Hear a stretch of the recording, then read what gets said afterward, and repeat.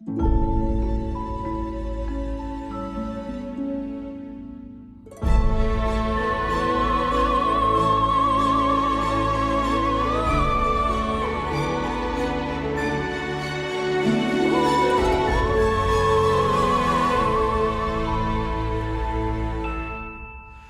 l'avant-dernier opéra de Rossini qui va être le dernier opéra de cette 5e saison de Viva l'Opéra. Un rendez-vous que vous êtes de plus en plus nombreux à aimer et je vous en remercie. Et je peux d'ailleurs d'ores et déjà vous dire que je vous prépare une super saison à partir de septembre prochain.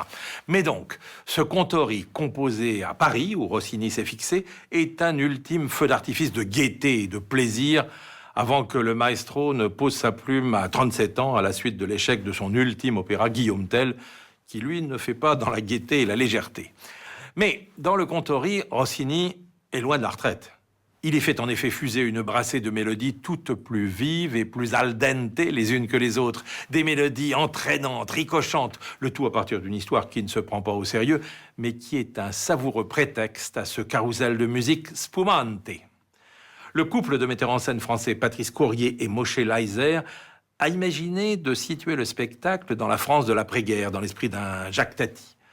Les croisades du livret initial ont fait place à la guerre d'Algérie, la comtesse arrive en 2 chevaux, et il y a un portrait du général de Gaulle accroché au mur, et tout est dans ce même esprit farceur, mais, et c'est ce qui différencie cette mise en scène de tant d'autres, où les effets gratuits sont plaqués sur la musique, tout est là motivé par la musique, calé sur la musique, sa verve, sa joie rayonnante.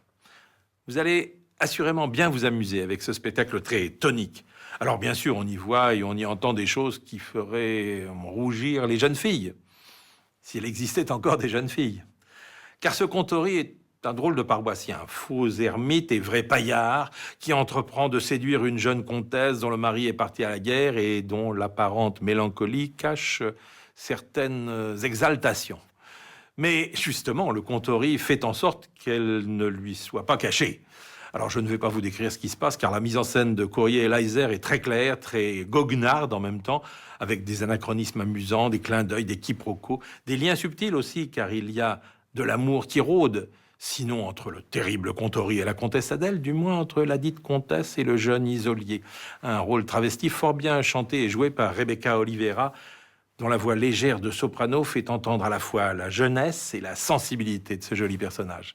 Car il faut dire un mot de la distribution tout à fait épatante, avec d'abord le contori du ténor mexicain Javier Camarena, absolument époustouflant de virtuosité, se jouant avec une désinvolture irrésistible de toutes les difficultés, tout en jouant sa partie en vrai comédien.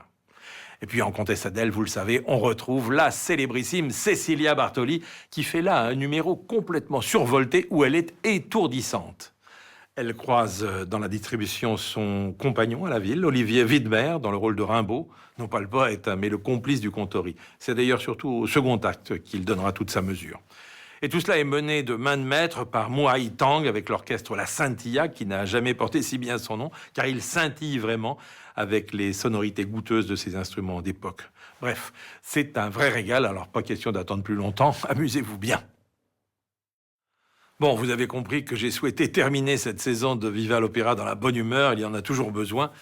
Et de ce point de vue, ce contori fait ce qu'il faut pour nous dérider, mais aussi nous enchanter des mélodies sans cesse plus piquantes et si pleines de charme de Rossini. Alors le second acte va encore plus accentuer le côté farceur de la pièce, avec l'irruption chez la chère Adèle d'un groupe de sœurs pèlerines qui viennent chercher refuge chez elle. Mais regardez bien ces nonnes, elles ont des mines patibulaires. Tout cela, bien sûr, va être prétexte à réjouissances multiples, et pour le contori, la préparation d'une nouvelle supercherie pour séduire la comtesse Adèle. Mais l'amour veille en la présence du tendre Isolier. Tout cela va culminer dans une scène à 3 assez étonnante, qui aurait pu être graveleuse et qui est à la fois drôlissime et très fine. Tout cela finira comme vous allez le découvrir. On y retrouve donc Cecilia Bartoli, toujours aussi délurée, et quelle voix charnue, sensuelle, attirante donc. Et puis Javier Camarena, Rebecca Oliveira et tous les autres avec ce scintillant orchestre mené par Moai Tang. Et après ces beaux moments de plaisir, eh bien, on tire le rideau de Viva l'Opéra pour l'été et on se retrouvera en septembre. Mais pour le moment, régalez-vous.